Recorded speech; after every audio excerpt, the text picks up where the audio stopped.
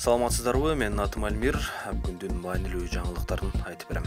Бүтүн Кыргызстан фракциясынын лидери депутат Адахан Мадумаровду шашылыш түрдө УКМКнын тергөө абагынан ооруканага алып кетишти. ЖМКда бүгүн депутаттын абалы кескин начарлап кеткени айтылды.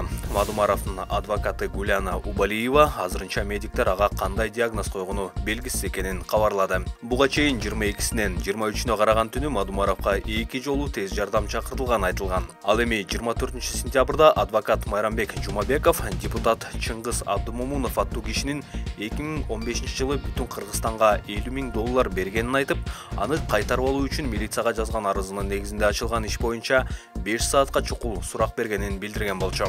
Эске салсак, Мадумаровду Ички иштер министрлиги 2-сентябрда кармаган.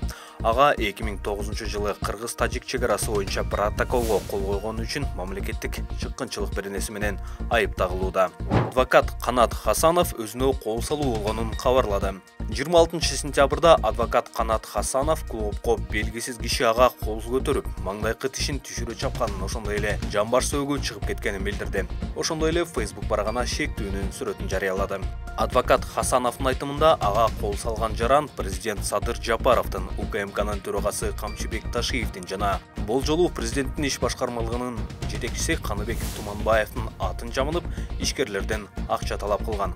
Албетте, күлкүлүү. Бирок бул жигит колунда бийлиги барлардын жанында иштесе, анда алардын башка жакындары эмнени гана кылып жүрөт болду экен. Бирок маселе менин сынган тишим же жаагымда эмес. Кептин баары бийликтегилерди бияка кой. Алардын айланасындагылар каалаганын кыла баштаганында, деди жактоочу. Хасанов милицияга арыз менен кайрылганын айтып, жактоочуга кол көтөрүү кылмыш ишиндеги аша чапкандык деп белгиледи.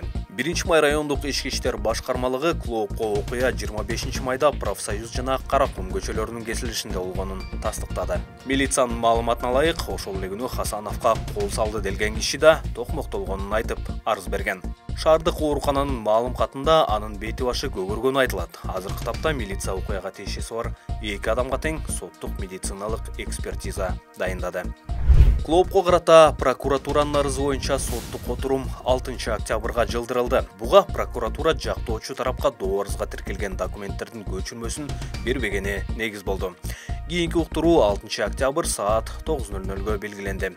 Бишкек шаардык прокуратурасы Клуб Медиа коомдук фондуна каршы августтун аягында арызданган. Анда Клуб Медиа ЖМКнын мамлекеттик реестринде катталбаганы, ал эми уюмдун уставында маалымат жайылтуу ишмердүүлүгү көрсөтүлбөгөнү айтылат. Ошол эле маалда документтин чоң бөлүгү таптакыр башка темага арналган. Клубтун макалалары Кыргызстанга терс таасир тийгизип жаткан имиш. Ал эми клубтун уставында уюм жаштарга жана жарандык коомдун башка өкүлдөрүнө социалдык, саясий, экономикалык процесстер боюнча оюн эркин айтууга маалыматтык аянтча түзүп берери көрсөтүлгөн.